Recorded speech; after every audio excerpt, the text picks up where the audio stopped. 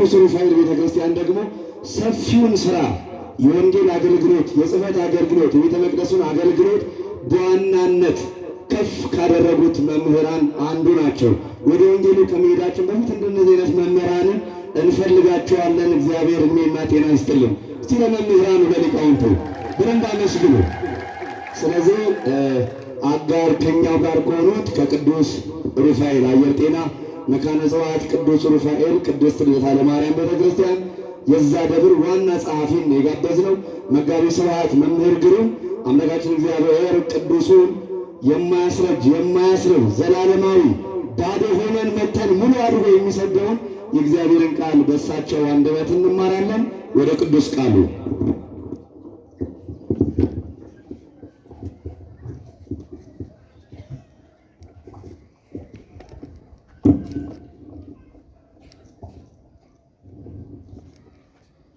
በስመ አብ ወወልድ ወመንፈስ ቅዱስ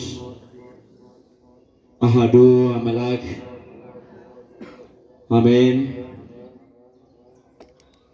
የአምላካችንን የእግዚአብሔርን ስም ሰምቶ ሞት ይደንግጥ፣ ቀላያት ይሰንጠቁ፣ አለማመን ይራቅ፣ ወንጀለኛ ይቀጣ፣ ቁጣ ጸጥ ይበል፣ ጠላት ዲያብሎስ ይረገጥ። ክቡር አባታችን መጋቤ ሃይማኖት መምህር ሞገስ፣ ክቡር አባታችን ሊቀ ትጉሃን መምህር ሞላ፣ ክቡር ወንድማችን ላይከ ወንጌል መምህር ይትባረክ፣ እንዲሁም በዝማሬ ያገለገለ ወንድማችን ዘማሪ እስራኤል፣ አይንተ እግዚአብሔር ካህናት፣ ወለደ ያሬድ ሊቃውንተ ቤተክርስቲያን፣ አሃው ዲያቆናት፣ በሽበት በዕድሜ ከፍ ያላችሁ ሁለተኛውን የክብር ዘውድ ያገኛችሁ አባቶችና እናቶች፣ ወጣትነት ብልህነት መሆኑን ከእግዚአብሔር ጋር መጣበቅ መሆኑን አውቃችሁ ወጣትነታችሁን ለማስባረክ ወደዚህ ወደ ቅድስናው አደባባይ የመጣችሁ ወንድሞችና እህቶች እግዚአብሔር የመንግስቱ ምሳሌ ያደረጋችሁ ሕፃናት በወደደን ባፈቀረን እስከ ሞት ድረስ በታመነልን በልጁ በኢየሱስ ክርስቶስ ፍጹም ሰላም እንደምን ዋላችሁ? እንደምን ዋላችሁ? አሜን። ያየብንን ያላሳየብን የሰማብንን ያላሰማብን እንደ ባለማዕረግ እንድንቆም ይረዳን። ከልብሳችን በላይ ነውራችንን የሸፈነልን በሰው ዘንድ ማንነታችን ወረደ ሲሆን እርሱ ግን በክብር ያቆመን ስለሁላችን በመስቀል ላይ ሆኖ ባርነታችንን አጥፍቶ ባሪያ አትባሉም ልጆቼ ናችሁ ብሎ በፍቅሩ የጠራን የድንግል ማርያም ልጅ መድኃኔዓለም ክርስቶስ ስሙ የተመሰገነ ይሁን። የሁላችን እናት የሁላችን አማላጅ በጎል በዛ በብረት ልጇን ታቅፋ ያየናት በግብጽ በረሃ ስደት የተመለከትናት የመስቀል ስር ስጦታችን ሳሊተ ምሕረት ምራገ ጸሎት አቁራሪተ መዓት እማማ ድንግል ማርያም ስሟ የተመሰገነ ይሁን። ሁልጊዜ እግዚአብሔር ፊት ሁለቱ ክንፋቸውን ፊታቸውን ሁለቱ ክንፋቸውን እግራቸውን ሸፍነው ከመለኮቱ ነጸብራቅ የተነሳ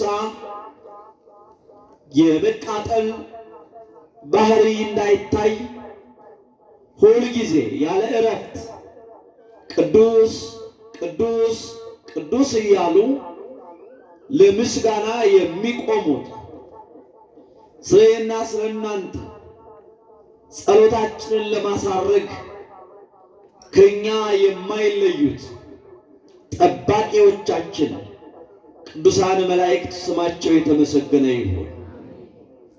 የዚህን ዓለም ጣዕሙን ትተው ጤዛ ልሰው ድንጋይ ተንተርሰው ድምፀ አራዊቱን ቁረ ሌሊቱን ታግሰው ያሉ ቅዱሳን ጻድቃን ክርስቶስ አምላክ እንደሆነ የዚህ ዓለም ምኞት ሳያሸንፋቸው ነገስታቱን ደፍረው ከአንበሳ ጋር ታግለው እውነት የሆነውን ክርስቶስን መስክረው አንገታቸውን ለሰይፍ ሰውነታቸውን ለእሳት የሰጡ ቅዱሳን ሰማዕታት ስማቸው የተመሰገነ ይሁን።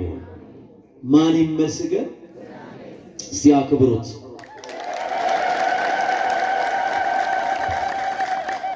ሁላችን ከኔ ጀምሮ መስኮት ዘግተን በር ቆልፈን የሰራነውን ቢገልጥብን ሰዎች ያዩብንን በአደባባይ ቢያሳይብን የሰማብንን ቢያሰማብን በምሕረቱ አደባባይ የሚቆም አለ ወገኖች? ማን ይመስገን? ሲያመስግኑት አክብሩት። ዝንቱ ነዳይ ጸርሃ ወእግዚአብሔር ሰምዖ። ዝንቱ ነዳይ ጸርሃ ወእግዚአብሔር ሰምዖ። ችግረኛው ጮኸ እግዚአብሔርም ሰማው። እስቲ ይህንን ቃል በልባችን ላይ አድሮ ጩኸታችንን እንዲሰማን ሁላችንም በአንድ ቃል እንበለው። ችግረኛው በሉስ ጮኸ፣ ማን ሰማው? ሲድገሙት ችግረኛው ጮኸ በሉስ ማን ሰማው? ጩኸታችንን ማን ይስማ? አሜን። እሱ ይስማ። ሁሉ ጉድለት ያለበት ነው እዚህ የተቀመጠ። ሁላችን ለሰው የማንነግረው ለሰው የማናወያየው በሰው ቁስል እንጨት ስለድበት የሰው ነገር እንደዛ ስለሆነ በልባችን ውስጥ በሐዘን የተሞላን ማን ይስማ? አሜን። እሱ ይስማ። ችግሩ ምንድን ነው? መጽሐፍ እንደሚነግረን ብዙ ችግሮች አሉ።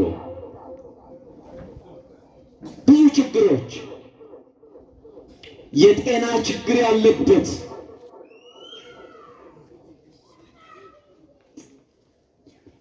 የጤና ችግር መቼም ታውቃላችሁ፣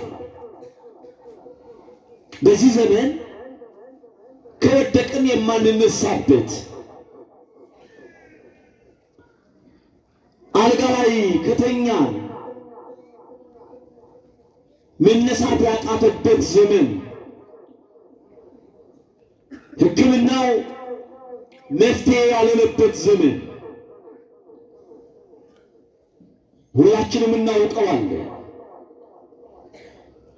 ይህንን ችግር መድኃኒዓለም ካልፈታው ማን ይፈታው?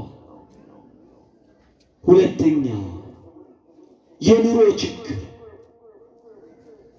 የኑሮ እናት ልጇን የምታበላው አጣ ብቻዋን የምታወራበት ዘመን፣ አባት ደሞዙ ለቤተሰቡ አልበቃ ብሎት ብቻውን የሚያወራበት ከቤተሰቡ ጠፍቶ የማይገኝበት የጭንቀት ዘመን፣ የኑሮ ችግር። ሶስተኛው የኃጢአት ችግር በመጽሐፍ እናየዋለን። ታላቁ 7 ሀብታት የተሰጠው ለሰው ልጅ አንድ ጸጋ ነው የሚሰጠው። ንጉሥ ዳዊት ግን 7 ሀብታት የታደለ ጸጋ በዲበ ጸጋ የተሰጠው። ጸጋችንን የምናውቅ ስንቶች ነን? እግዚአብሔር የሰጠንን ያደለንን ጨፍልቀን ይዘን እንዳይወጣ ያደረግን ስንቶች ነን? መክሊታችንን የምናውቅ። ቅዱስ ዳዊት በተለየ መልኩ አበው ምን ይላሉ? ቅዱስ ዳዊት ክርስቶስ ኢየሱስ ወደዚህ ዓለም ከመምጣቱ በፊት ከ800 ዓመተ ዓለም በፊት የነበረ ነው። ግን ደረቅ ወንጌል ተናጋሪ ነው። ጅማሬው ለሱ ነው። መጀመሪያ ለራሱ ነው የተናገረው። ፍጻሜው ግን እስራኤል ዘነት ስለተባለ ለሁላችን የሚያገለግል ቃል ነው። በዚህ መጽሐፈ ሳሙኤል ካለ ምዕራፍ 11 ቁጥር 1 ላይ ስለ ዳዊት እናያለን። እንደምናውቀው እስራኤል አባታቸው እግዚአብሔር እንደሌላው ሕዝብ መሪ አልነበራቸው። መንፈሳዊ አባት ይቀመጥላቸዋል። እንደ አሮን፣ እንደ ሙሴ፣ እንደ ሳሙኤል ያለ። እስራኤል ሁልጊዜ አመፀኞች ናቸው፣ ያጉረመርማሉ። አጠገባቸው ካሉ አማሌቃውያን ከማያምኑ ሰዎች ኮርጀው የሚያመጡትን ምኞት፣ ፍላጎት ወደ ራሳቸው ማምጣት ይፈልጋሉ። ልክ ዛሬ እኔና እናንተ እንደተቀየጥ ነው። ትላንት ኢትዮጵያውያን ኩሩ ሕዝብ ነበር የሚባሉት። ባለባበሳቸው የራሳቸው ፈለግ ያላቸው፣ አኗኗራቸው፣ አበላላቸው፣ አካሄዳቸው ዓለም አንድ መንደር ነች ተባለና አባቶቻችን በክብር ሰንደው ያስቀመጧትን ሀገር ዛሬ የምናየው ጉራማይሌ ኑሮ ህይወት እንድንኖር ያደረገን ቅልውጥና እኮ ነው። መቀላወጥ ታውቃላችሁ? የራስን ጥሎ የሌላውን ሰው አንጠልጥሎ መሄድ። ያ የሚያምረው ኢትዮጵያዊነት እምነቱ ከባህሉ ጋር የተያያዘበት የሚያምረው ህይወታችን እንኳን አይደለም እንዲህ በሃይማኖት ልዩነት ኦርቶ ሙስሊም ተብሎ የሚነገርበት የተቃኘበት ሀገር ነበር ኢትዮጵያ።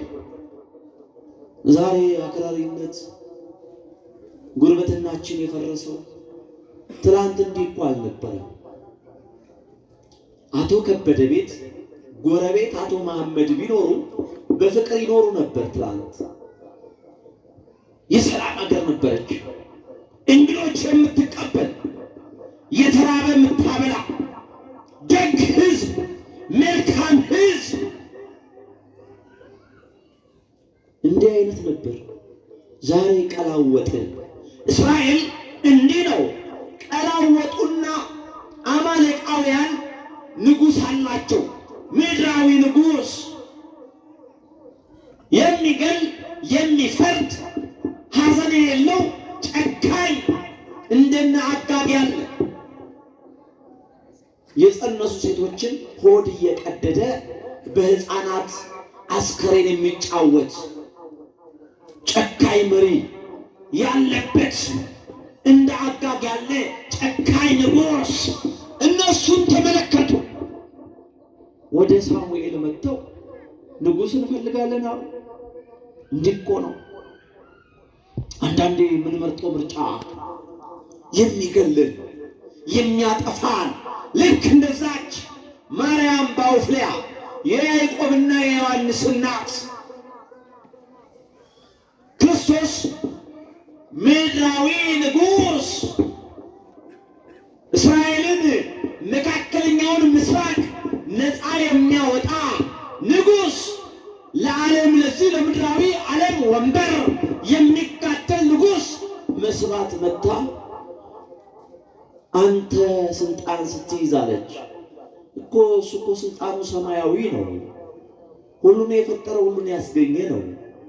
ምድራዊ ምኞት የዚህ ዓለም ኮተት አንቱ መባል ብዙዎቻችን ፍላጎታችን ይሄ ነው። ምኞታችን የሚያልፈው ነው። ለዚህ ነው ምንኳት ነው አንዱን በግራ አንዱን በቀኝህ መኳንንት አድርገህ ቀኝ አዝማችና ግራ አዝማች አድርገህ ሹምልኝ እንዳለችው ምኞት ምንድን ነው? ምኞታችን ፍላጎታችን ምንድን ነው? ቤተክርስቲያን ስንመጣ የምንሻው ምንድን ነው ወገኖች? አሜሪካ ወሰደኝ፣ ብር ስጠኝ፣ ጥያቄያችን ምንድን ነው?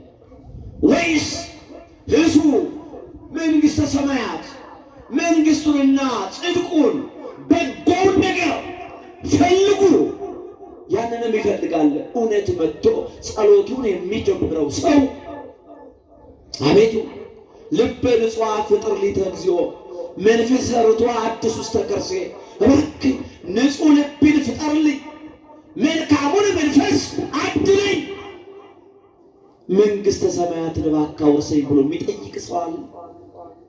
በጎውን ነገር ማን አለ? ሲመጣ ለዛ ነው መሻታችን፣ ለዛ ነው አይደለም? እስራኤል ዘሥጋ ምኞታቸው ከአሕዛብ ያዩትን ምኞት መጥተው ሳሙኤል ላይ አጉረመረሙ። ንጉሥ እንፈልጋለን። እግዚአብሔርን የመሰለ ንጉሥ ንቀው፣ እግዚአብሔርን የመሰለ አባት ትተን፣ እግዚአብሔርን የመሰለ መሐሪ ትተን፣ እግዚአብሔርን የመሰለ እንደ እናት የሚራራልን ትተን የኮበለልን ስንቶች ነው? በልባችን የጠፋን ለዚህ ዓለም መሻት ለዚህ ዓለም ምኞት የጠፋን ስንቶች ነን? እስቲ ወገኖቼ ልባችንን እንቁጠረው እስቲ። ለዚህ ነው አልሞላ ያለ። ለዚህ ነው እየተቀበዘበዝ ነፍሳችን እስክትወጣ ድረስ እንደክማለን። ያልሞላልን ለዚህ ነው ወገኖች። ራሳችንን እንጠይቅ። አባቶቻችን በክብር መጡ፣ በክብር አለፉ። የምናየው ፎቅ የሚያስቀና አላያችሁም? ሎስ አንጀለስ ከተማ የቆሙ ፎቆች ወደ ምድር እምበት እንዴት እየወደቁ አላያችሁም? ይጠፋ ያ ምኞት ይዘነው የምንሄደው የለ። ገንዘባችን ባንኩን ያጨናንቀው ይሆናል። ምን ዋጋ አለው? አንጠቀምበትም። ከአንድ እንጀራ እንዘልን እንስገበገባለን እንጂ ምኞታቸው ከንቱ ነበር፣ ፍላጎታቸው ከንቱ ነበር። ሳሙኤል አዘነ፣ ወደ እግዚአብሔር ቀረበ። ሕዝብ ክፉ ነው፣ ያጉረመርማል፣ ንጉሥ እንፈልጋለን አሉ። እግዚአብሔር አዘነ። በእውነት እኔን የመሰለ አባት አለ ትተው ንጉሥ ፈለጉ፣ ምድራዊ ንጉሥ። ወገኖቼ በልባችን ላይ ያቆምነው ምንድን ነው? መልክሽ ጣዖት የሆነብሽ፣ ዕውቀትህ ጣዖት የሆነብህ፣ ጉብዝና ጀግንነትህ ጣዖት ሆነብህ፣ ድሃ የምታስጨንቅ ምንድን ነው ምኞት? ምኞታቸው እንዴት ነው የሚጠፋው? አዘነ ሂድ አለው። የቂስ ልጅ ሳኦል ይባላል።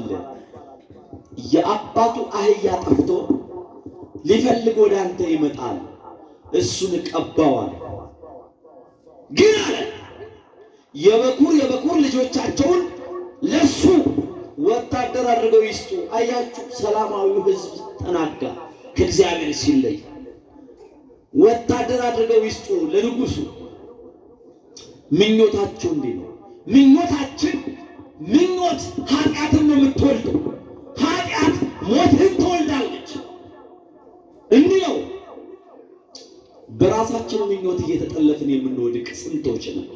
ከቅድስናው አደባባይ ከምንዘምርበት ሰንበት ተማሪዋ በክብር ከተሰየመችበት መድረክ ላይ በምኞቷ ትጠፋለች፣ በምኞቱ ይጠፋል። አገልጋዩ ከተከበረበት ከተወደሰበት አገልግሎት በምኞቱ ይጠፋ። ምኞት ክፉ ነው። እስራኤል እንዲህ ነው። ሳኦል ተሾመ። ሳኦል ደግሞ ክፉ ሰው ነበርና እግዚአብሔር ናቀው። ሲንቅ እግዚአብሔር ይግባኝ አንጠይቅበት። ወገኖች ሳኦልን ናኩት። ሂድ አለው ገና ንጉሡ እያለ ወደ እስር ቤት ግባ። ንጉሥ ከዛ እፈልጋለሁ። ሳሙኤል ሄደ። እስር ቤት ሲገባ ደረታቸው የሰፋ መልካቸው የቀላ ደምግባታቸው ያማረ ቁመታቸው ደስ የሚል ግን በስጋ ምኞት ዛሬ በትዳር የሚጠፋ ህይወት ምንድን ነው? የሚገርም እኮ ትዳራችን እንዴት ነው? የምንመርጠው ወንድ እንዴት ነው? የምንመርጣት ሴት እንዴት ነው? እስቲ ራሳቸውን እዩ። ገንዘብ አላት፣ ገንዘብ አለው፣ ዕቃና ዕቃ ይጋባል። መጨረሻ ተደባድቦ የሚለያየውም በዕቃና በዕቃ። ምኞታችን እንዲህ ስለሆነ ሳሙኤል ሲገባ የተመለከተው እነዚህን ነው። የሚያማምሩ ልጆች አሉ፣ ግን እግዚአብሔር አልወደደም። እግዚአብሔር መልካም ነገር ነው የሚወደው። ካንተ 100,000 ብር ካንቺ ሚሊዮን ብር የሚበልጠውን መልካሙን ልብ፣ ጥሩ ልብ ነው የሚወደው እግዚአብሔር። አልመረጣቸው። ሌላ ልጅ የላችሁም አላቸው። ዳዊት ግን የተናቀ ነበር፣ እረኛ ነበር። ወገኖች የተናቀ እረኛ መንገድ ላይ የሚጠብቅ አንድ ልጅ አለ። የአፍንጫውን ቆሻሻ እንኳን ያልጠረገ ከብት የሚጠብቅ ቤተሰቦች እንኳን የናቁት ነበር ዳዊት። ወገኖች ሰዎች ሲንቋችሁ በእግዚአብሔር ዘንድ ከፍ እንደምትሉ እወቁ። አልቤውም ለትሑታን ወአጽገቦም በረከቱ ለርሑባን ነው ያለችው እመቤታችን። የተናቁትን የወደቁትን የሚያነሳ መኑ ከእግዚአብሔር አምላክ ከእሱ በስተቀር ማን ነው? ሰዎች ሊንቁን ይችላሉ። ሰዎች ሊገፉን ይችላሉ። ሰዎች ሊጥሉን ይችላሉ።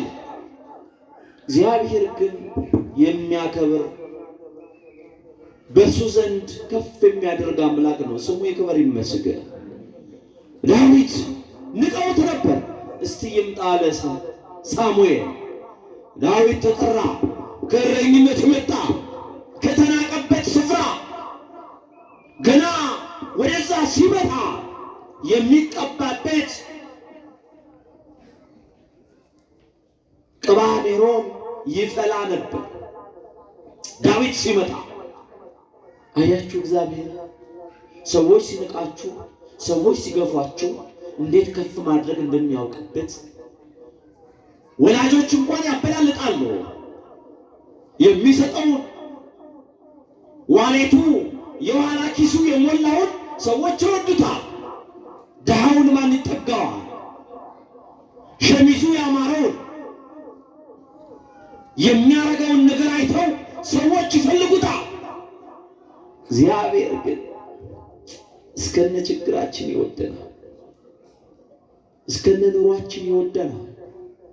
ለእግዚአብሔር የምታርከፈክፊው ሽቱ ምንም አይደለም። ለእግዚአብሔር የምታቀርብለት ፒኤችዲ ምንም አይደለም።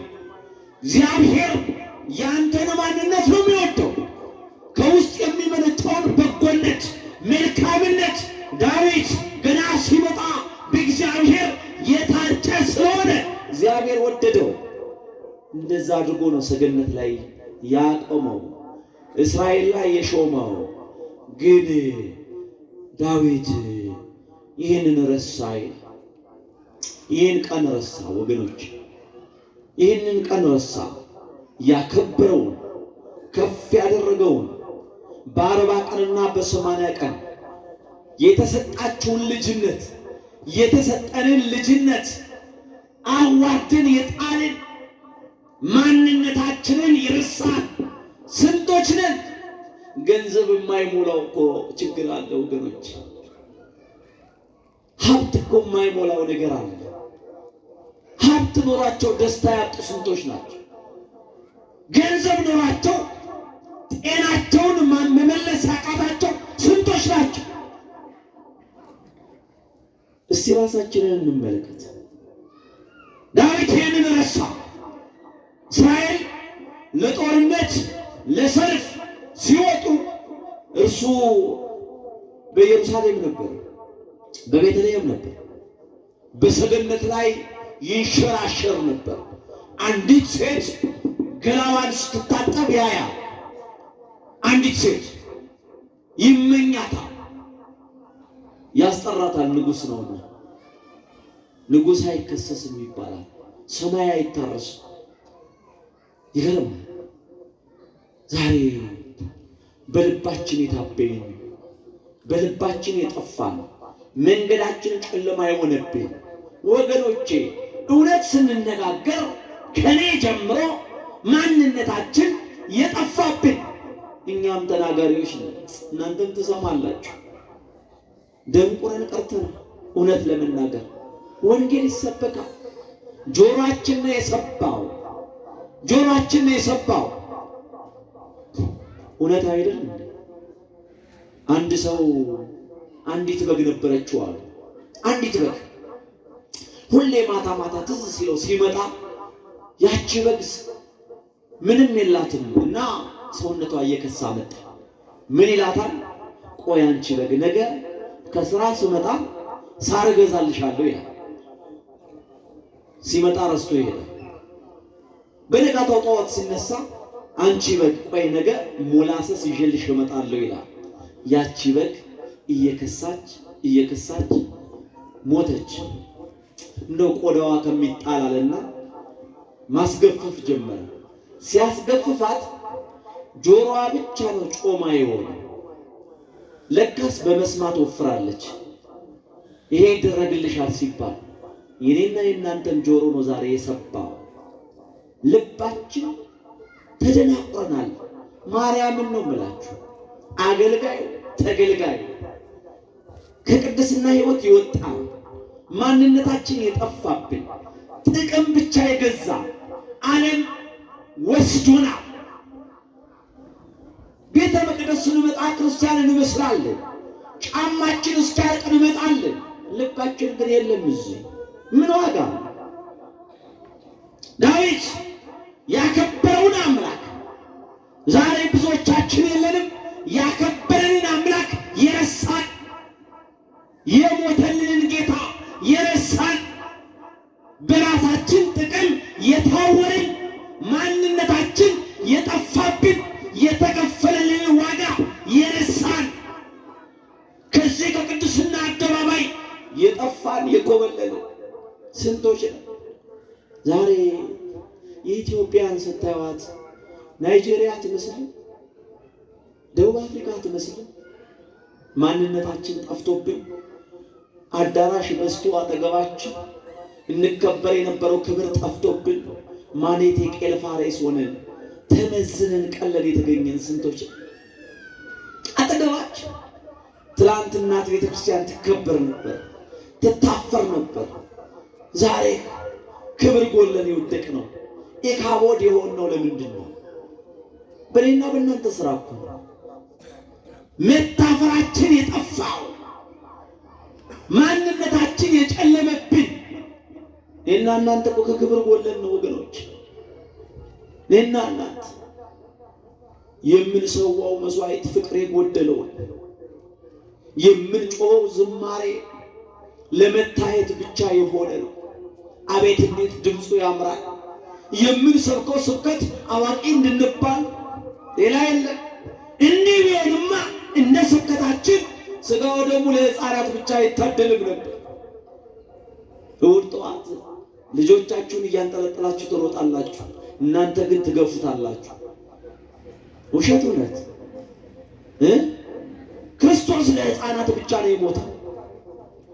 ፍሬ አላፈራም ጩኸታችን። ስራ ብቻ ሆነብን። ለገንዘብ ብቻ የምንጮህ ሆንን። ምን ዋጋ አለው? ማንነታችን ጠፍቶብናል። ዳዊት እግዚአብሔርን ረሳ። ንጉሥ ስለሆነ ሴቲቱን አመጣ፣ ዘሞታት፣ ተኛት። የሰው ሚስት ተኛት።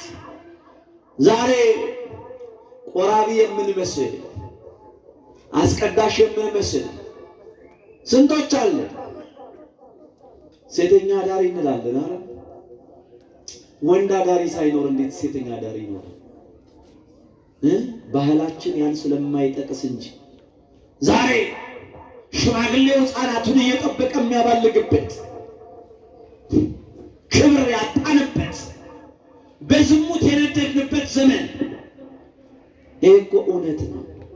የተደበቀ ሚስጥር የለው። ለንስሐ ያልበቃ ሕይወት፣ ወደ እግዚአብሔር መንግሥት የሚያገባ አንዳች በጎ ሥራ የሌለንበት ሕይወት፣ የረከሰው ነገር መቅደሱ በር ላይ ቆሞ እያየን ያለንበት ዘመን። ይህ ዘመን እኮ ነው። ሁላችን እኮ ዘግጠን ነው፣ ባዶ ሆነ ነው። ዳዊት ጠራ፣ ወሰደ፣ አስገባ፣ መለሳት። ያከበረውን አምላክ ያነገሰውን ጌታ በርና መስኮት ስለዘጋ ብቻ የሚሸፍነው መስሎታል። ወገኖቼ የምንሰራው እያንዳንዱ ስራ ከሰው ሸሽገነው ይሆናል፣ ከሰው ሰውረነው ይሆናል። እግዚአብሔር ግን ገና ያሰብነውን ያውቃል፣ ወደ ተግባር ያለወጥነውን ያውቃል።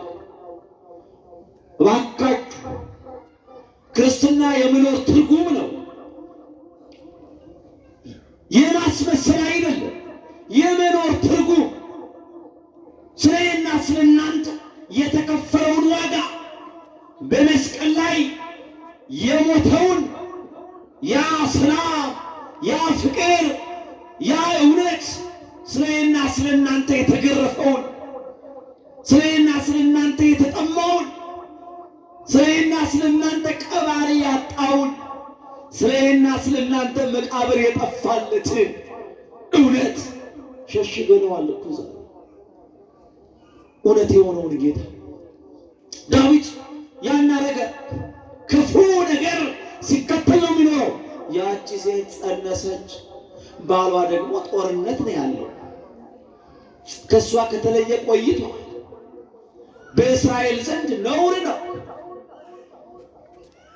ዛሬ እስቲ ሕሊናችንን እንጠይቅ። ስንቶቻችንን በትዳራችን ላይ ታማኝ ያልሆነ? ስንቶቻችንን ትዳራችንን ትተን የወሰለትን?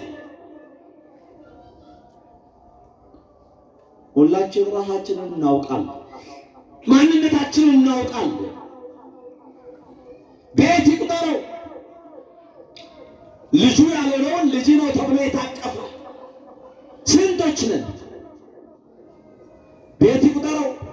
ሊያውም በቅድስቷ ሀገር ኢትዮጵያ፣ ኩራት ባለባት ሀገር ኢትዮጵያ እንዲህ አያችሁ ቀለውጠና መጥፊያው።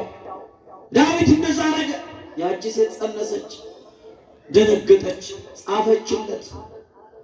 አርግዣለሁ ብላ ጻፈች። ወገኖቼ በድብቅ የምትሰሩትን በኃጢአት የምንሰራውን መስሪያ ቤት ስንሄድ ሌላ ቅምጥ የምናስቀምጥ ደግሞ ይገርማል እኮ ዘመኑ።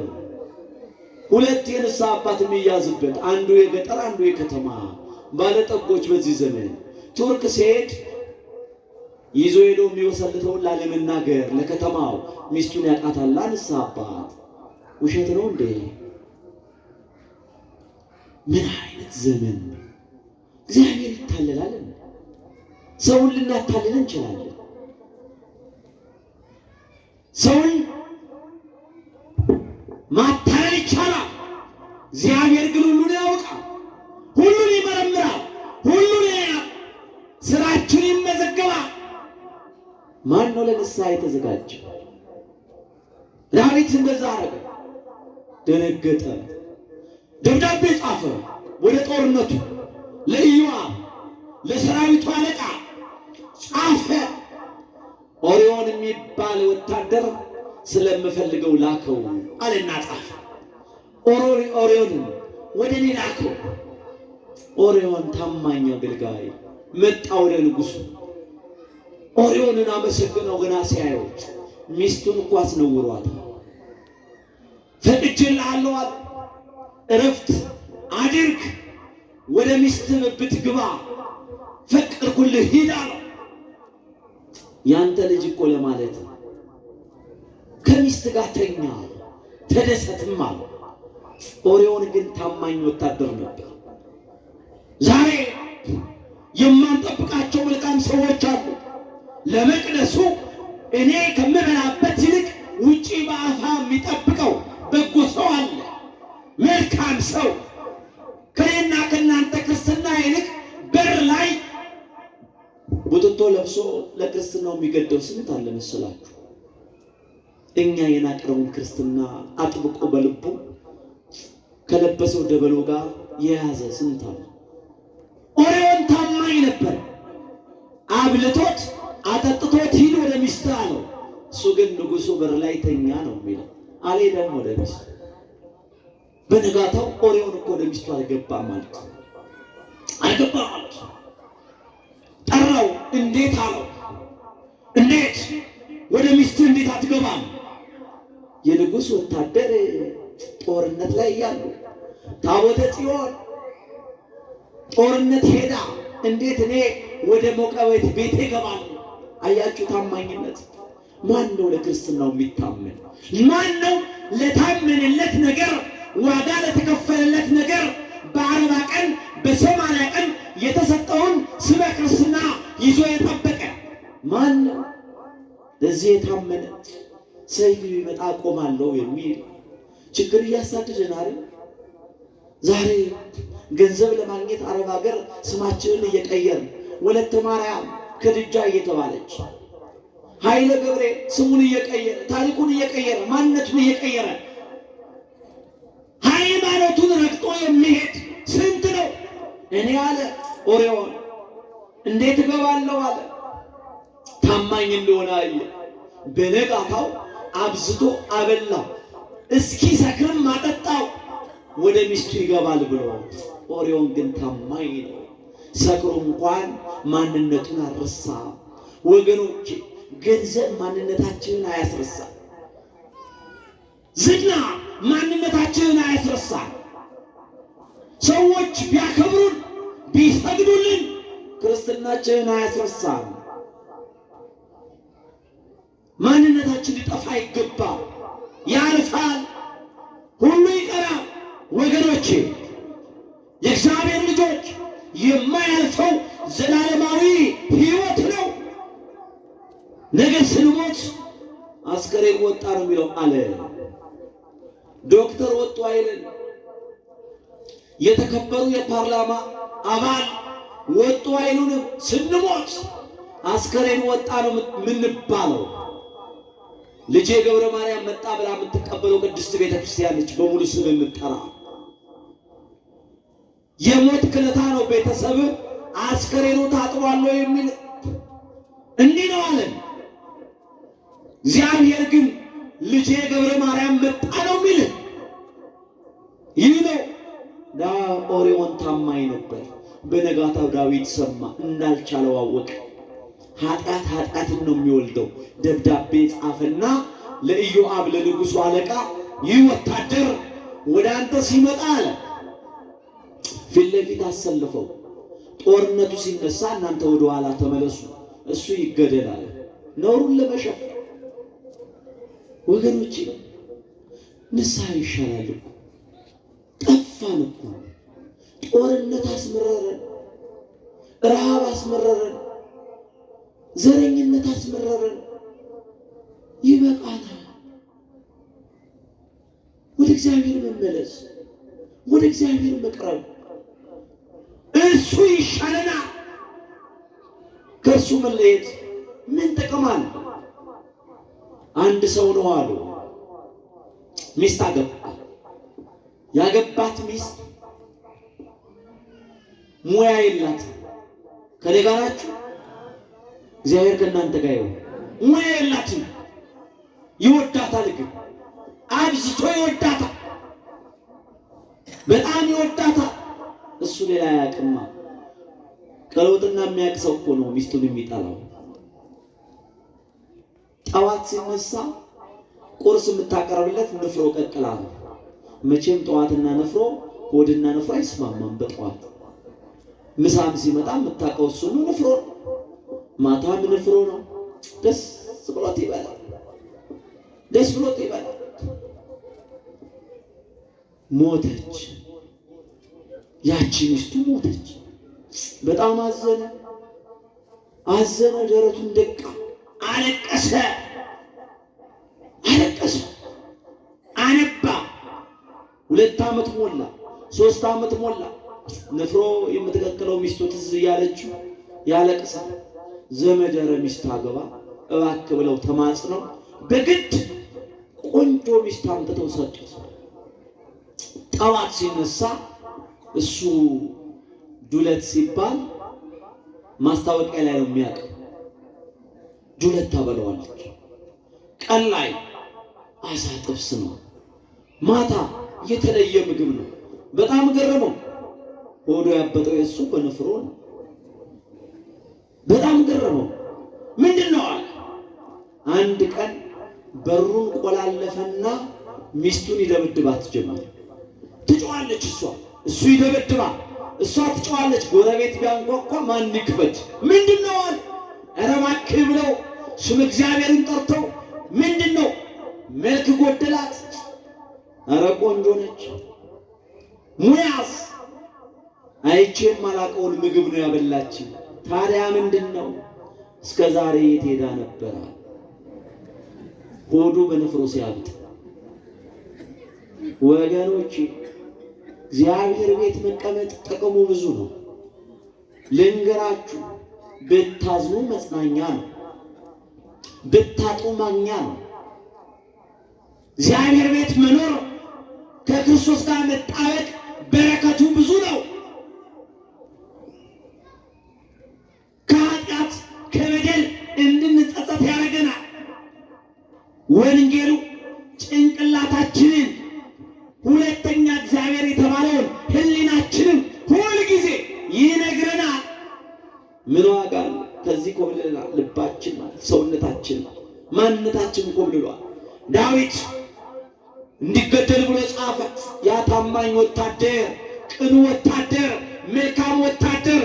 ወገኖቼ ክርስትናችሁ እኛን እያየ አይውደቅ።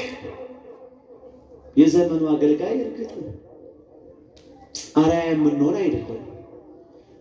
እዚህ ከኋላዬ እንዳሉት በሽበት እንደከበሩት እንደ ጥንቶቹ አባቶች ያለ